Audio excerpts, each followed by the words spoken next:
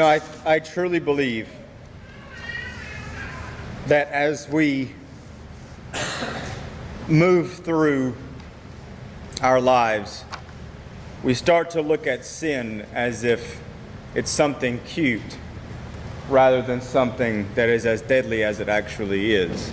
And what I mean by that is we start to think that sin is something that happens to us rather than something that we actually do. None of us really want to look deep inside of our hearts and see the sin that we commit. Though, to be fair, we'll gladly point out the speck in someone else's eye and say, boy, you're terrible. Well, how about the log in your eye? What log?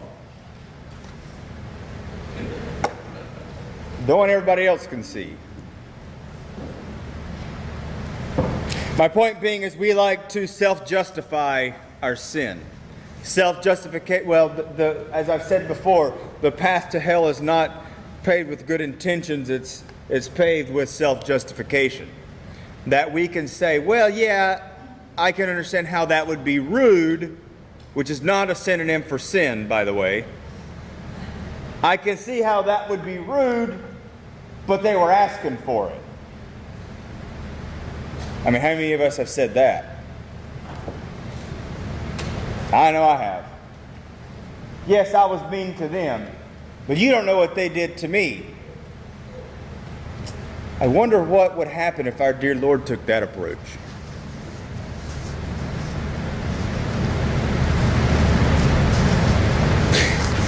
You don't know what they have done to me. Yes, I have given my wrath unto them because of what they have done to me. Look at what they did to my son, whom I gave unto them. Did they treat him kindly? At the beginning, I suppose, when he was a cute baby in the manger, and the angels were all gathered round. And when the shepherds come and the magi, the three wise men come, and they're all bowing down and saying, behold, this wonderful child. But then as he grew, he didn't fit into the mold of what the Pharisees and the Sadducees decided that was needed. And so what did we do to God, to the Son of God? We beat him, we mocked him, we yelled, crucify him, crucify him. Pontius Pilate washed his hands as if he could actually do such a thing. By the way, that's self-justification. I have no part of this. You have every part of this. And so you, dear Christian friends, you're Pontius Pilate as well.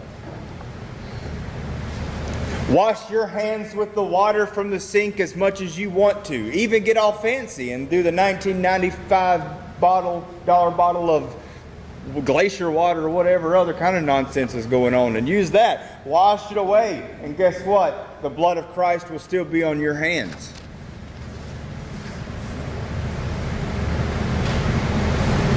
You see,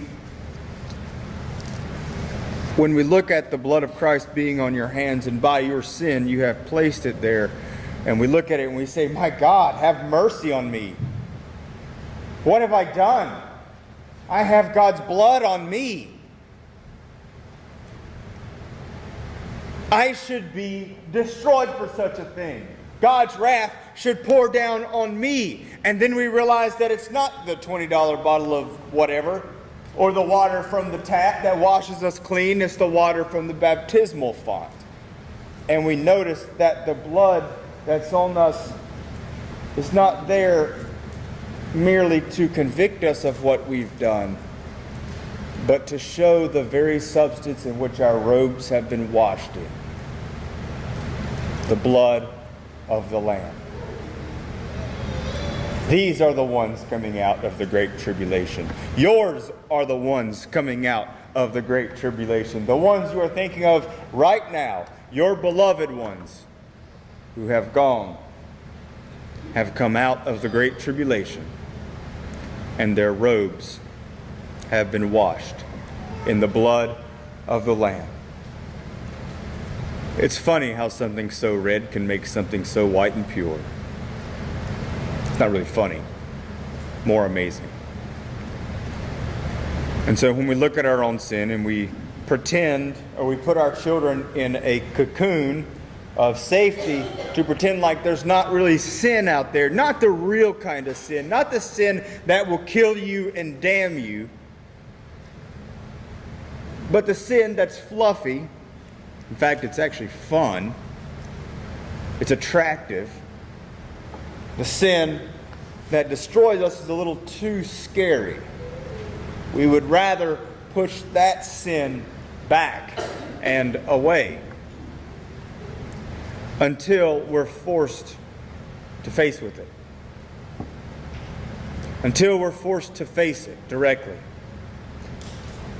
And you know what I mean. In those times when all protection is taken off of you and you have to stand and face the true horrors of this world. The true horrors. As a pastor, as your pastor, I feel that every day I wake up, I enter into a fight that I'm not prepared for.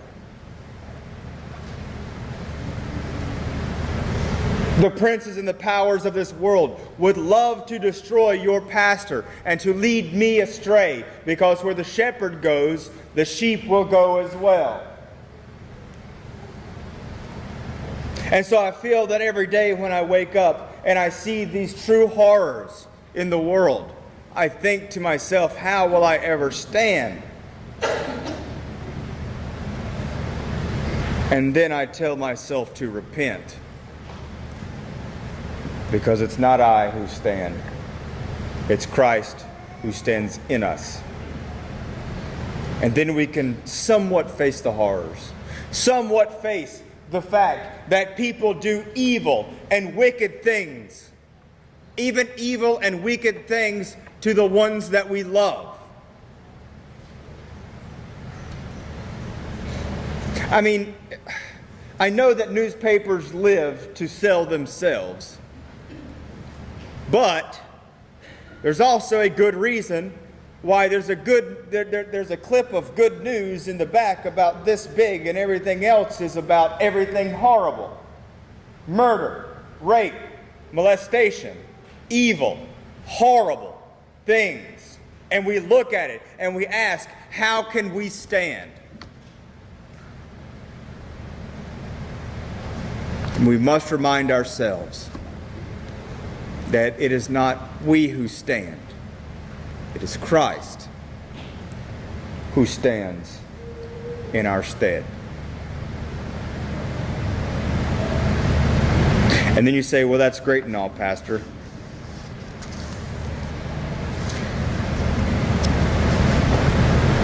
But how do we remind ourselves of this? How do we remind ourselves as we wake up every morning? We have to face these evils and these dangers. And I say unto you, look at what the gospel has done for your sons, for your daughters, for those whom you stood up and proclaimed that you have lost ones that you've loved. Look at what the gospel has done for them, that they are the ones who have come out of the tribulation, and they are now all the saints who from their labors rest. Do you believe it's true for them who were baptized and yet is not true for you who are baptized? Do not be foolish. Do not be foolish and pretend that they are the lucky ones. They're not the lucky ones. They're the promised ones. They're the delivered ones. And so are you. It's just that you are in the church militant. So fight the fight. Fight your good fight. Fight the fight of Christ. Let no guile or evil be upon your lips. Love one another as Christ has loved you, until you take your last breath and then you enter the same church on the other side.